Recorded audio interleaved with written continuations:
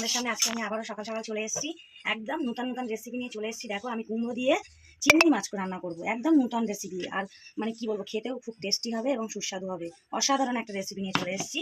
তো দেখা যাক, আমি রান্না করতে শুরু করে দেবো। একদম আমি কড়াটা আমার ওখানে গরম অলরেডি হয়েই গেছে। তো আমি পরিমাণ মতো তেলটা দিয়ে দিচ্ছি। মাছগুলো আস্তে আস্তে দিয়ে দেবো। আর দেখো বন্ধুরা, আমি একটু রসুন থেতো করে নিয়েছি, জাস্ট ফ্লেভার আসার জন্য একটু রসুন নিয়েছি। তোমরা যদি মন করে দিলে দিতে পারবে, না দিলে না দিতে পারবে, কেমন। আর লঙ্কাটা দিয়ে দেবো,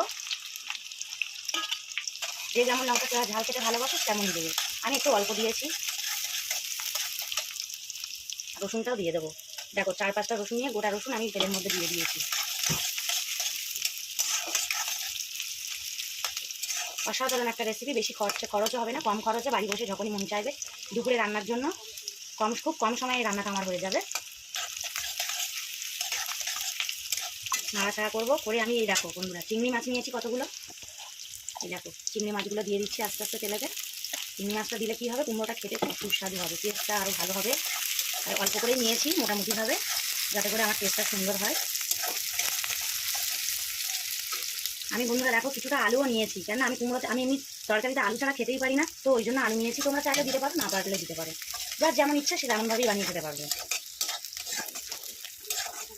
আলু ছাড়াও বানাতে পারো, কোনো অসুবিধা নেই। একদম রেসিপিটা খুব সহজ পদ্ধতিতে, আমি একদম যখনই মন চাই তখনই বানিয়ে নিজেদের জন্য খেয়ে নিই। বন্ধুরা তোমরা ট্রাই করে বলবে কেমন হয়েছে আমার রেসিপিটা। এগুলো দিয়ে দেবো।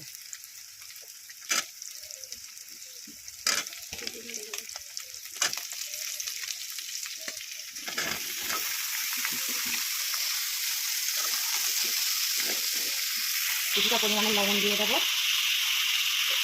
বেশি না হয়ে যায়। আর কিছুটা পরিমাণে হলুদ গুঁড়ো দিলেও হবে, না দিলেও হবে, অল্প করে দিচ্ছি।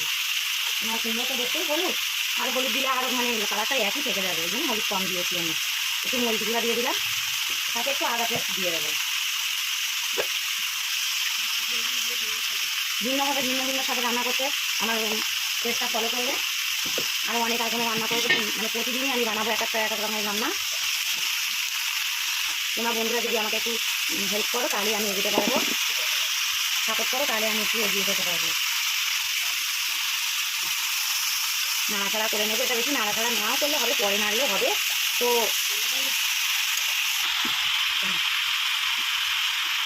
দেখো বন্ধুরা 2 মিনিট মতো আমি ভাজা ভাজা করে নিয়েছি, নিয়ে এবারে জল দেবো। এবারে পরিমাণ মতো জল দেবো, হয়ে গেছে। এটা দিয়ে এবারে আমি ঢাকনাটা দিয়ে দেবো। 5 মিনিট পরে আবার দেখবো ঝোলটা। দেখো 10 মিনিট পরে আমি ফিরে এসেছি। 10 মিনিট পরে আমি ফিরে এসেছি। দেখো কুমড়োটা পুরো মাখো মাখো হয়ে গেছে। এবারে আমি নামিয়ে নেব। দেখো কত সুন্দর একটা দেখতে, একদম সহজ পদ্ধতি। নেক্সট ভিডিওতে আবার একটা দেখাবো নতুন নতুন রেসিপি। তোমরা আমার পেজটাকে ফলো করবে, সাবস্ক্রাইব করবে প্লিজ।